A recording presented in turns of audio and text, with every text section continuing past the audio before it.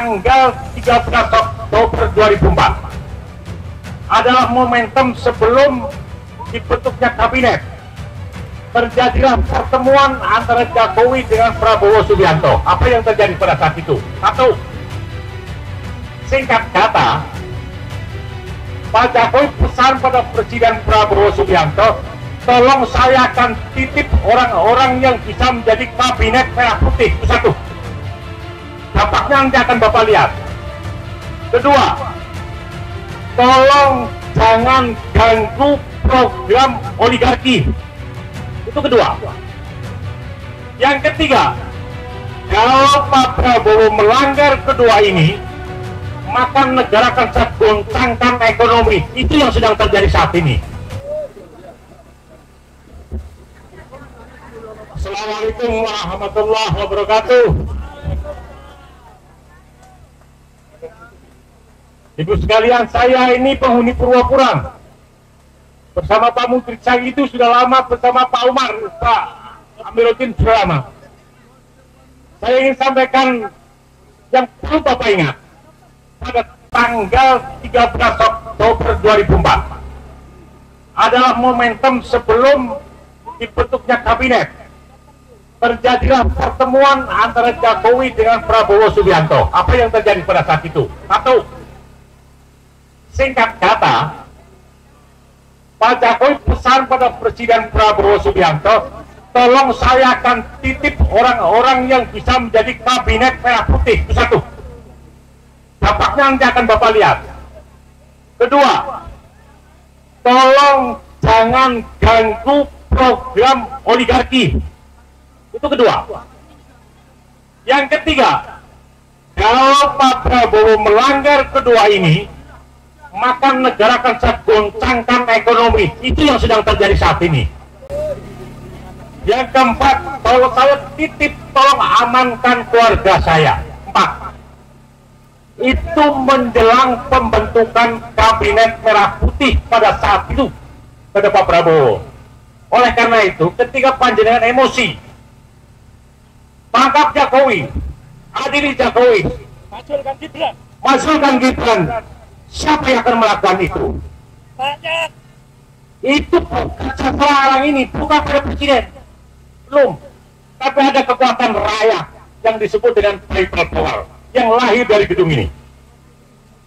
Persoalannya sekarang, Bapak juga harus tahu rentetan kejadian di Indonesia yang sifatnya pasti. Kenapa Indonesia sampai saat ini rusak berat, ambiar nggak karu-karuan seperti ini? Itu hanya terjadi pada zaman Jokowi, yang Pak Jokowi itu membuka negara ini untuk oligarki begitu lebar.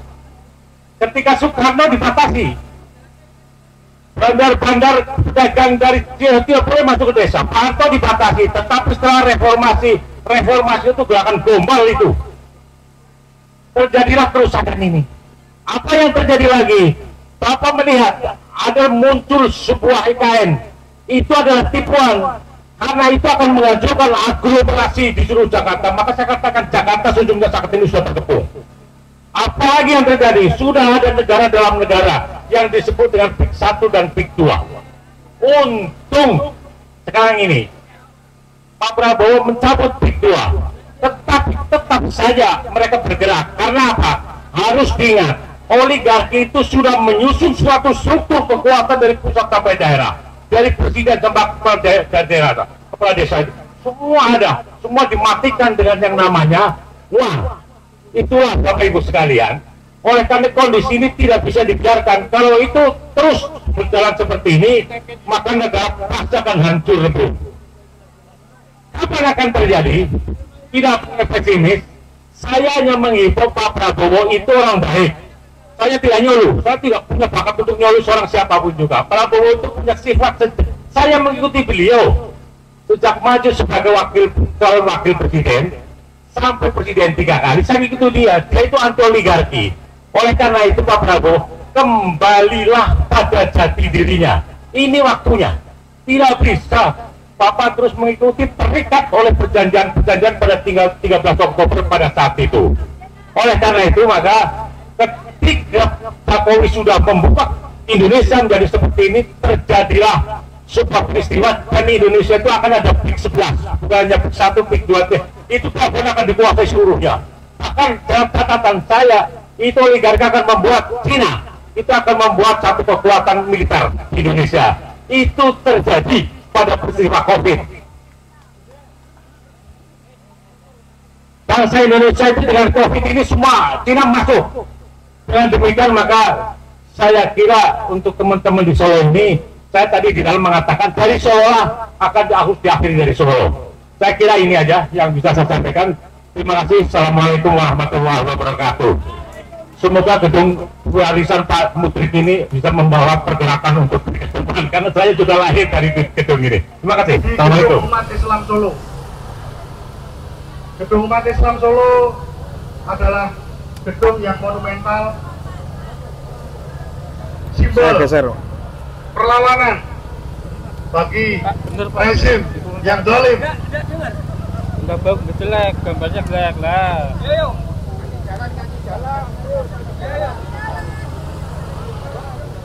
Monggo silakan berkumpul di depan, Bapak Ibu. Tutup aja Bang, nggak sengaja. Tutup aja. Tutup aja.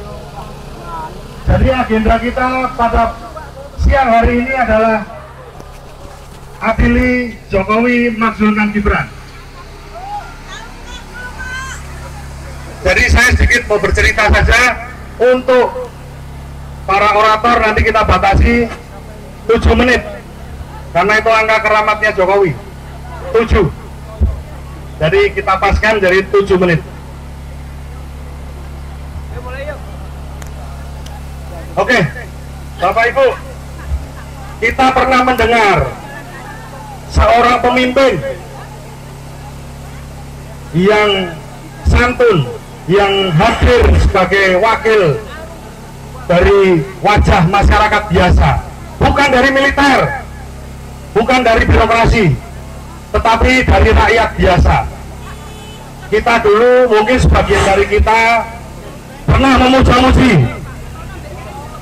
pernah mendukung mereka, tapi pada perjalanannya kita diperlihatkan oleh Allah sifat-sifat yang sejatinya, yang katanya dari rakyat ternyata sering sekali berpihak kepada oligarki, yang katanya membangun IKN dari investor, tetapi ternyata juga ambil dari uang kita juga, dari APBN. Yang katanya kereta cepat yang sekarang ini lagi rame, itu juga dari apa namanya, bisnis to bisnis. Kenyataannya APBN kita yang dibebani. Disitulah kita ditampakkan sifat-sifat pemimpin yang sering belok kanan tapi sennya ke kiri. Kalau orang Jawa bilang yen watuk iso ditambani nganggo obat batuk, tapi yen jenenge watak digawa apa Bapak Ibu? Nah, kalau watak sudah susah, 10 tahun kita dipimpin oleh pemimpin seperti itu, tetapi ternyata beliau belum puas, beliau masih pengen 1 periode lagi. Ternyata orang yang sederhana, yang tampaknya sangat lugu, ternyata rakus luar biasa. Ternyata rakus luar biasa. Anaknya, mohon maaf, yang pendidikannya saja tidak jelas, Bapak Ibu. Namanya siapa Bapak Ibu? Namanya siapa? Namanya siapa? Nama aslinya? Nama aslinya? Yang keras Bapak Ibu. Itu yang harus kita maksudkan. Siapa yang harus kita maksudkan? Siapa yang harus kita maksudkan? Sekolahnya SD, SMP, katanya lulus SMA. SMA di Singapura itu 4 tahun Bapak Ibu, sampai bahkan 6 tahun. Tapi dia hanya 2 tahun kemudian pindah ke Australia. Kemudian dari Departemen Pendidikan mengeluarkan surat keterangan yang hanya sekali itu saja. Apakah mau Bapak Ibu dipimpin oleh pemimpin seperti itu? Dipimpin oleh pemimpin pembohong. Itu adalah turunan dari bapaknya Bapak Ibu. Bapaknya namanya siapa? Bapaknya namanya siapa? Siapa yang harus diadili? Oke, sekarang untuk mempersingkat waktu dan menghangatkan suasana, dari Bapak Ibu nanti tolong, kalau saya teriak siapa yang diadili, Jokowi, siapa yang dimaksudkan? Yang kencang Bapak Ibu. Siapa yang diadili? Siapa yang diadili? Siapa yang dimaksudkan? Siapa yang dimaksudkan? Siapa yang dimaksudkan? Acara hari ini Bapak Ibu tidak berhenti pada hari ini saja, akan diteruskan di kota-kota lain, akan diteruskan di kota-kota lain Bapak Ibu.